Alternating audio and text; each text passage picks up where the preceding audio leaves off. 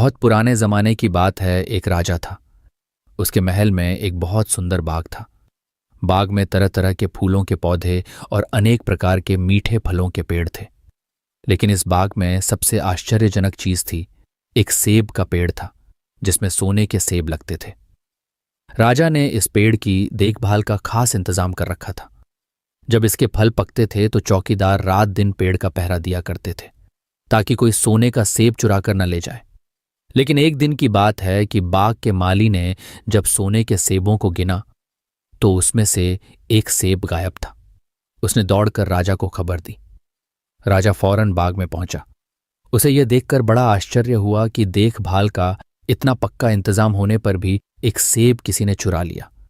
उसने ऐलान किया कि कोई सोने के सेब को चुराने वाले चोर का पता देगा, उसे इनाम दिया जाएगा। सबसे बड़े राजकुमार ने राजा से कहा कि रात में वह पहरा देगा और चोर को पकड़ने की कोशिश करेगा। राजा ने उसको इसकी इजाजत दे दी। बड़ा राजकुमार रात में पहरा देने लगा, लेकिन 2 घंटे बाद ही उसे नींद आ गई और वह सो गया। सुबह उठकर जब उसने सेबों को गिना तो वह देखकर चकित रह गया कि रात भर में एक और सेब गायब हो गया था। इसके बाद दूसरी रात को मंझले राजकुमार ने पहरा देने का काम संभाला। उसे भी नींद आ गई और तीसरा सेब चोरी हो गया। राजा बहुत चिंतित था। दरबारियों की भी समझ में नहीं आ रहा था कि क्या किया जाए। सब लोग उदास बैठे थे कि इतने में सबसे छोटा राजकुमार आया और उसने कहा कि आज की रात मैं पहरा दूंगा और चोर को पकड़ूंगा। राजा इस राजकुमार से खुश नहीं रहता था। वह उसे मूर्ख भी मानता था। उसने उसे डांटते हुए कहा, तुम क्या समझते हो? क्या तुम्हें इसमें सफलता मिलेगी? तुमसे बड़े और तुमसे ज्यादा समझदार दोनों राजकुमार इस काम में असफल हो चुके हैं। तुम जाओ, अपना काम करो। लेकिन छोटा राजकुमार नहीं माना। उसने राजा से प्रार्थना की कि उसे एक मौका जरूर दिया जाए। अंत में राजा राजी की हो गया। राजकुमार रात में पहरा देने लगा। उसने तय किया कि वह किसी भी हालत में नहीं सोएगा और चोर को जरूर पकड़ेगा। जब आधी रात हुई और 12 बजे का आखिरी घंटा बजा तो राजकुमार ने देखा कि एक सुंदर सोने की चिड़िया कहीं से उड़ती हुई आई और सेब के पेड़ पर बैठ गई। उसने देखते देखते सोने का एक सेब तोड़कर अपनी चोंच में पकड़ लिया। राजकुमार ने फौरन निशाना साधकर तीर चला दिया, लेकिन तीर चिड़िया को नहीं लगा और वह पंख फड़फड़ाकर उड़ गई। हाँ, इतना अवश्य हुआ कि उसका एक सुनहरा पंख टूटकर जमीन पर आ गिरा। दूसरे दिन सुबह राजकुमार ने राजा को सारी बात बता दी और वह सोने का पंख उनके सामने रख दिया। पंख इतना सुंदर और इतना कीमती था कि राजा उसे देखता ही रह गया। उसने कहा, अगर उस चिड़िया का एक पंख इतना सुंदर है तो वह पूरी चिड़िया कितनी सुंदर होगी। मैं चाहता हूं कि उस चिड़िया को कोई पकड़ लाए। सबसे पहले बड़ा राजकुमार इस काम के लिए रवाना हुआ। चलते चलते वह एक जंगल में पहुंचा। वहां उसने एक लोमड़ी को एक पेड़ के नीचे आराम करते हुए देखा। राजकुमार ने मौका देखकर तीर अपने धनुष पर चढ़ा लिया। वह तीर छोड़ने ही जा रहा था कि लोमड़ी ने चिल्लाकर कहा, राजकुमार, मुझे मत मारो। पता है कि तुम सोने की चिड़िया की खोज में निकले हो। तुम मेरी राय मानो तो तुम्हारा काम जल्दी ही पूरा हो जाएगा। तुम इसी रास्ते से सीधे चले जाओ। शाम होने पर तुम एक गांव में पहुंचोगे। वहां तुम्हें आमने सामने 2 धर्मशाला मिलेंगी। एक धर्मशाला खूब सजी सजाई और सुंदर सी होगी, लेकिन तुम उसमें मत ठहरना। तुम उसके सामने वाली दूसरी धर्मशाला में ठहरना, जो बहुत मामूली और देखने में भी भद्दी सी होगी। ऐसा करने पर तुम्हारा काम आसानी से पूरा हो जाएगा। लोमड़ी का बात सुनकर राजकुमार को हंसी आ गई। उसने डांट कर कहा, भाग जा यहां से, मुझे तुम्हारी सलाह की जरूरत नहीं है। यह कहकर उसने तीर छोड़ दिया, लेकिन लोमड़ी बहुत चालाक थी। वह बचकर निकल भागी। राजकुमार आगे चलता गया। शाम को जब वह एक गांव में पहुंचा तो उसने देखा कि वहां सड़क के किनारे सचमुच 2 धर्मशाला थीं। उनमें से एक धर्मशाला खूब सजी सजाई थी और उसके अंदर से लोगों के नाचने गाने की आवाजें आ रही थीं। दूसरी धर्मशाला भद्दी सी थी और वहां अंधेरा घिरा हुआ था। राजकुमार सजी सजाई धर्मशाला में ठहर गया। थोड़ी देर में वह भूल गया कि वह असल में सोने की चिड़िया की खोज में निकला था। उधर जब काफी समय बीत गया और बड़ा राजकुमार नहीं लौटा तो मंझला राजकुमार सोने की चिड़िया की खोज में चल पड़ा। वह भी उसी तरह चलते चलते जंगल में पहुंचा तो वही लोमड़ी उसे भी मिली। इस राजकुमार ने भी लोमड़ी की बात पर कोई ध्यान नहीं दिया। जब वह शाम को उस गांव में पहुंचा तो बड़े राजकुमार की तरह सजी सजाई धर्मशाला में ठहरा। वहां के नाच रंग में मस्त होकर वह भी अपना काम भूल गया। यहां तक कि उसे घर लौटने की भी ध्यान न रही। अंत में सबसे छोटे राजकुमार ने राजा से कहा कि मैं सोने की चिड़िया की खोज में जाऊंगा। राजा को विश्वास था कि जब उससे बड़े दोनों राजकुमार इस काम में सफल नहीं हुए तो इसे और भी सफलता नहीं मिलेगी। लेकिन उसके जिद करने पर राजा ने उसे इजाजत दे दी। छोटा राजकुमार तैयार होकर सोने की चिड़िया की खोज में निकला। जंगल में उसे भी लोमड़ी मिली। राजकुमार ने लोमड़ी की बात को ध्यान से सुना और लोमड़ी से कहा, ठीक है, तुम जैसे कह रही हो मैं वैसा ही करूंगा। अब तुम जाओ, मैं तुम्हें नहीं मारूंगा। इस पर लोमड़ी खुश होकर बोली, तुम सबसे अच्छे लड़के मालूम होते हो। तुमने मेरी बात बात का मजाक नहीं उड़ाया और मुझ पर तीर नहीं चलाया। मैं तुमसे खुश हूं और तुम्हारी मदद करूंगी। आओ, तुम मेरी पूंछ पर बैठ जाओ, मैं तुम्हें उस धर्मशाला तक पहुंचा देती हूं। देखते देखते लोमड़ी की पूंछ काफी बड़ी हो गई और राजकुमार उस पर बैठ गया। उसके बैठते ही लोमड़ी हवा में उड़ने लगी और थोड़ी ही देर में मैदानों और पहाड़ों को पार करके उसी गांव में जा पहुंची। राजकुमार ने उसकी सलाह को मानकर छोटी और पुरानी धर्मशाला में ही डेरा डाल दिया। वह दूसरी सजी सजाई धर्मशाला से दूर ही रहा। दूसरे दिन सुबह उठकर जब वह आगे बढ़ा तो कुछ दूर चलने पर उसे वह लोमड़ी फिर से रास्ते में मिल गई। लोमड़ी ने उससे कहा, अब मैं तुम्हें बताती हूं कि आगे तुम्हें क्या करना चाहिए। तुम सीधे चलो। आगे चलने पर तुम्हें एक बहुत बड़ा किला मिलेगा जिस पर सिपाही लोग पहरा दे रहे होंगे। तुम सिपाहियों से डरना मत और सीधे अंदर चले जाना, क्योंकि वे इस समय सो रहे होंगे। तुम बेधड़क होकर किले में घुसते चले जाना और उनके कमरों को पार करते हुए उस जगह पहुंच जाना जहां लकड़ी के एक मामूली से पिंजरे में सोने की चिड़िया बंद है। तुम चिड़िया को पिंजरे सहित उठाकर किले से बाहर ले आना। चिड़िया के पिंजरे के पास ही एक बहुत सुंदर सा सोने का पिंजरा भी रखा होगा। तुम भूलकर भी चिड़िया को उस पिंजरे में मत रखना, मगर तुम उसे लकड़ी के पिंजरे में से निकालकर सोने के पिंजरे में रखने की कोशिश करोगे तो बाद में पछताओगे। यह कहकर लोमड़ी ने राजकुमार को फिर से अपनी पूंछ पर बिठाया और थोड़ी ही देर में उसको किले के पास पहुंचा दिया। राजकुमार ने किले का पास जाकर देखा कि सचमुच उसके पहरेदार सो रहे थे। वह बिना डरे सीधा महल में घुस गया और थोड़ी ही देर बाद वह उस कमरे में जा पहुंचा जहां सोने की चिड़िया एक पिंजरे में बैठी हुई थी। पिंजरे के पास ही सोने के 3 सेब पड़े हुए थे। इन सेबों को देखकर राजकुमार ने फौरन पहचान लिया कि ये सेब उसके पिता के बाग के ही थे। सोने की चिड़िया इतनी सुंदर थी कि राजकुमार उसको देखता ही रह गया। वह उसको उठाकर लाने ही वाला था कि उसकी नजर पास ही पड़े एक सुंदर से पिंजड़े पर पड़ी। वह पिंजड़ा बहुत सुंदर था और उसमें तरह तरह के कीमती पत्थर जड़े हुए थे।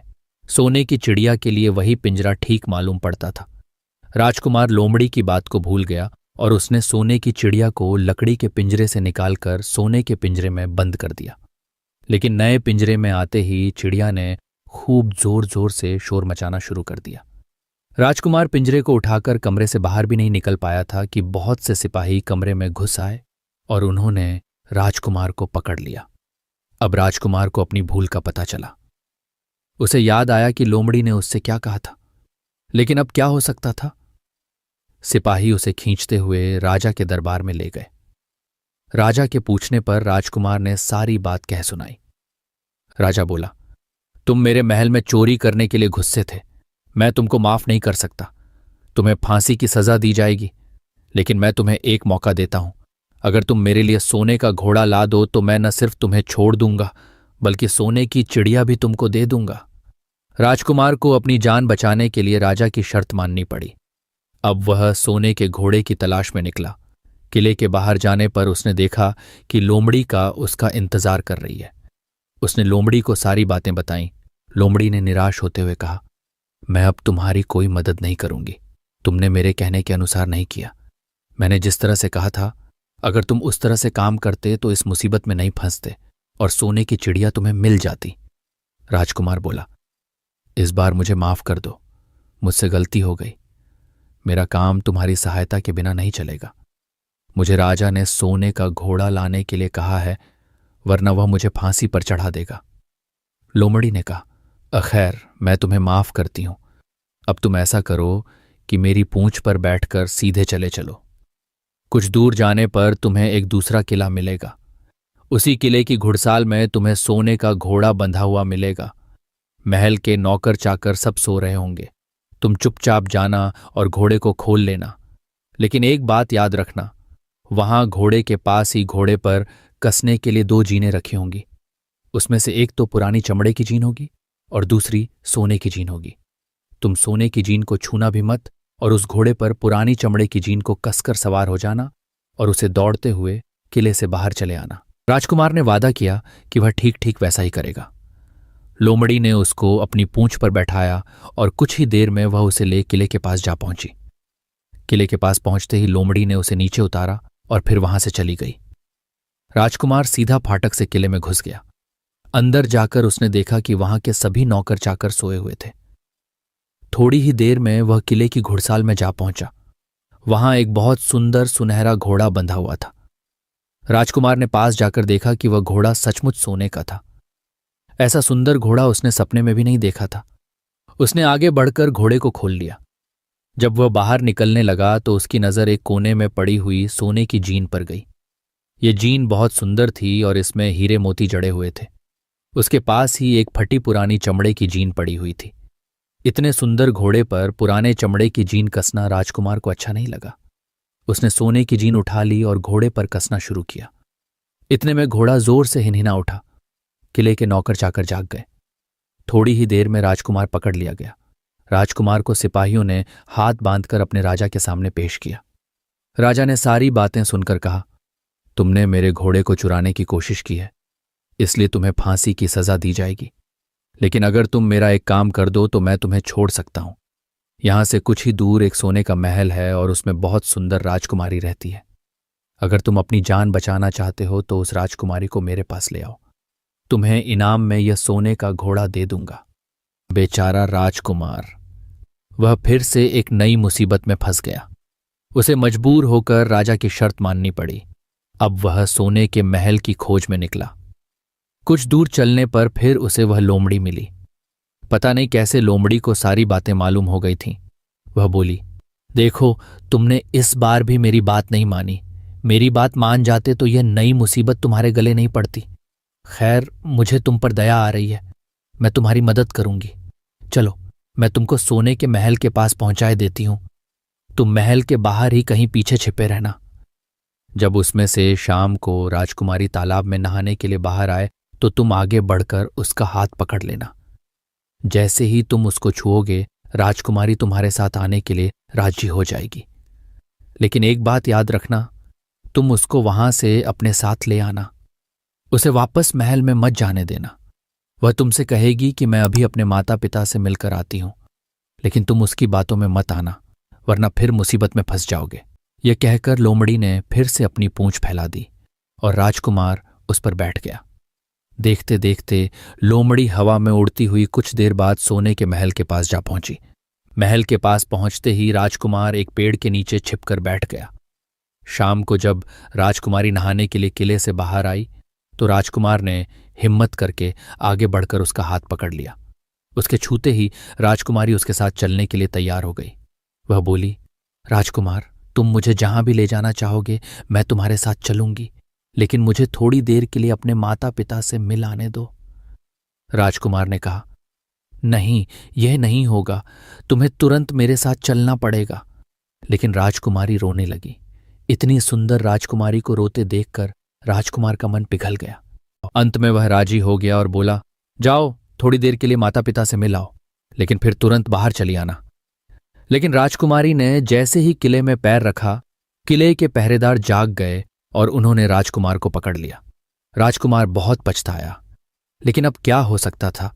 सिपाहियों ने उसे अपने राजा के सामने पेश किया। राजा बहुत निराश था। उसने उसी वक्त हुक्म दिया, इस राजकुमार को फौरन फांसी पर चढ़ा दिया जाए। यह सुनकर राजकुमार रोने गिड़गिड़ाने लगा।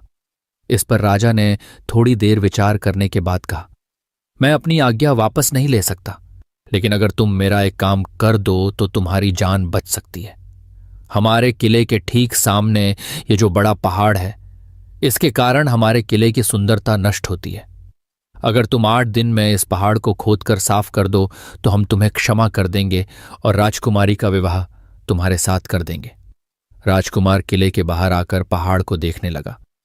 उसके हाथ में एक छोटी सी कुदाली थी। उसकी समझ में नहीं आ रहा था कि इतना बड़ा पहाड़ 8 दिन में वह कैसे खोद सकेगा। फिर भी उसे अपनी जान तो बचानी ही थी, इसलिए वह पहाड़ खोदने लगा। धीरे धीरे 7 दिन बीत गए। इतने दिन तक लगातार खोदने पर भी पहाड़ का सिर्फ एक कोना ही खोद सका। वह दुखी होकर बैठ गया। उसे अब अपने पर बहुत अधिक क्रोध आ रहा था। वह मन में कहने लगा कि अगर मैंने लोमड़ी की बात मान ली होती तो कितना अच्छा होता। लोमड़ी ने मुझको हर बार ठीक सलाह दी और मैं हर बार उसका कहना न मानकर नई से नई मुसीबत में फंस जाता हूं। राजकुमार इस तरह सिर झुकाए बैठा था कि अचानक उसे अपने पैरों के पास लोमड़ी की पूंछ हिलती दिखाई दी। उसने नजर उठाकर देखा, सचमुच वही लोमड़ी खड़ी थी। लोमड़ी ने मुस्कुराते हुए कहा, क्यों, क्या हाल है? इस बार तो तुम्हारी मदद करने की मेरी जरा भी इच्छा नहीं थी, लेकिन मैं 7 दिन से तुमको पहाड़ खोदते हुए देख रही हूं। मुझे दया आ गई और मैं तुम्हारी मदद के लिए चली आई। जाओ, तुम बहुत थक गए हो, सो जाओ। मैं थोड़ी ही देर में तुम्हारा काम पूरा कर दूंगी। इस बार राजकुमार ने तय कर लिया था कि अब वह लोमड़ी जिस तरह कहेगी वह उसी तरह करेगा। वह चुपचाप उठकर एक तरफ सोने चला गया। थोड़ी ही देर में उसे नींद आ गई। सुबह जब वह सोकर उठा तो उसे अपनी आंखों पर विश्वास नहीं हो रहा था। वहां कहीं भी पहाड़ का नाम नहीं था और महल का सुंदर दृश्य दिखाई दे रहा था। राजकुमार सीधा राजा के पास पहुंचा। राजा उसके काम पर बहुत खुश था। उसने तुरंत अपने वादे के अनुसार राजकुमारी के साथ उसका विवाह कर दिया। जब राजकुमार उस सुंदर राजकुमारी के साथ कुछ दूर चला तो उसे रास्ते में फिर वही लोमड़ी मिली। लोमड़ी बोली, बधाई हो राजकुमार।